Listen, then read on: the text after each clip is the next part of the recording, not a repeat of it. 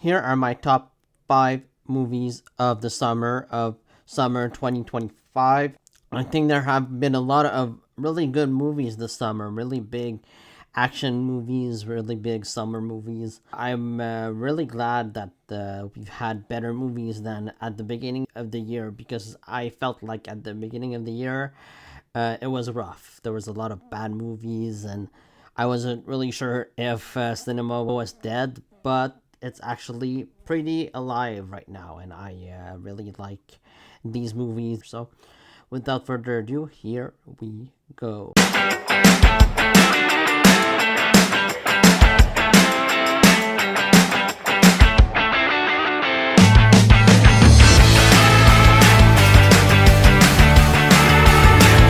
Number 5 is Nobody 2. I had a blast watching Nobody 2. It was such a good action film.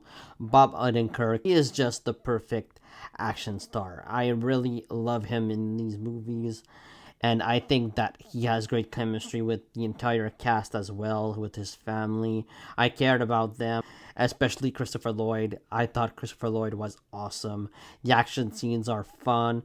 There's a lot of comedy in the movie. I was impressed with Nobody 2, and I would say let's make this a trilogy. Especially with the budget that they have, I think that they are reasonable. The budgets of these movies, they don't go overboard, and I think that they are making a profit. So, yeah, bring on Nobody 3. My number 4th movie of the summer is Eddington, which is directed by Ari Aster, and I think that this movie is pretty underrated, and I like it for the most part. I think that sort of loses focus a little bit during the second act, but near the third act, it picks up again. It's not a perfect movie by any means, but I think that Ari Aster does a better job with Eddington than he did with Bo's Afraid. I wasn't really that big fan of Bo's Afraid, and I was hesitant to watch Eddington because the story did not seem really all that interesting to me. It takes place during COVID. It's about this politician and this sheriff, but I was pleased with this movie overall. I like the performances in it. Joaquin Phoenix is great. Pedro Pascal is fantastic. I think this is the best Pedro Pascal performance of the year, in my opinion. It's just a really damn good performance. I am curious to see what Ari Aster does next. I prefer when Ari Aster does horror. For me personally, I think that horror is his best genre, but I was impressed with Eddington, and I am curious to see more of this director. And I think that he did a good job with the script.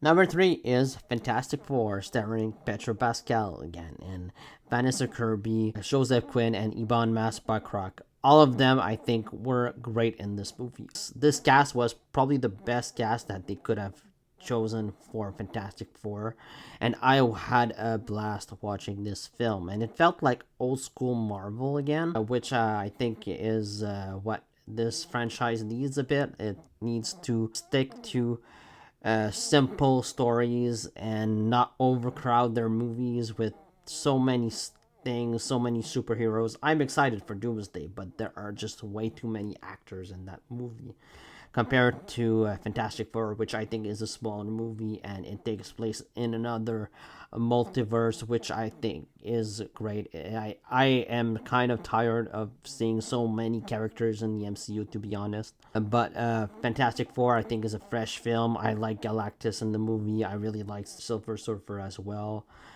Could have been used more, I think. She could have done more in the movie, but overall, I was impressed with the film. I just found it to be entertaining. Number 2 is The Naked Gun, starring Liam Neeson, Pamela Anderson. This movie was terrific. I absolutely loved The Naked Gun. It was just everything I wanted it to be and more. This movie even surpassed my expectations because going into this movie, my expectations were pretty high, and I was really pleased with the film. I laughed a lot, and I found the humor to be really intelligent, really stupid at times, but it made me laugh. And I was really pleased with this movie, and say bring on the Naked Gun 2, make this another trilogy. I find Liam Neeson really hilarious. I think he's a great comedy actor, and Pamela Anderson as well was terrific in the film. The snowman scene might be my favorite scene in all of 2025 so far. It's just fantastic. This movie made me laugh. It made me really happy. It's just a fantastic film overall. By number one, favorite movie of the summer 2025 is Superman. Superman was everything I needed to be, and it delivered. David Corenswet, I think, was the perfect choice to play this character as Clark Kent, Superman. He was just amazing in the role, and I can't wait to see more of him. And I can't wait to see more of this universe in general. I think that James Gunn did a fantastic job directing this movie. Rachel Brosnahan was perfect as Lois Lane. I really enjoyed her, and Nicholas Holt was really fantastic as Lex Luthor. I loved this entire cast. And you can tell that DC is now at the right spot. They needed to reboot.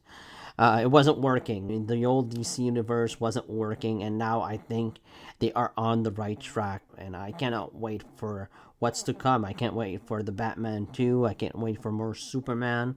I can't wait for the Brave and the Bold. I can't wait for the Clayface movie that's coming. Like, I want it all. And yeah, I am just really impressed with what James Gunn did with the first Superman outing. So, those are my top 5 movies of the summer. Let me know what yours are down in the comments below. Please like, comment, subscribe, and see you next time.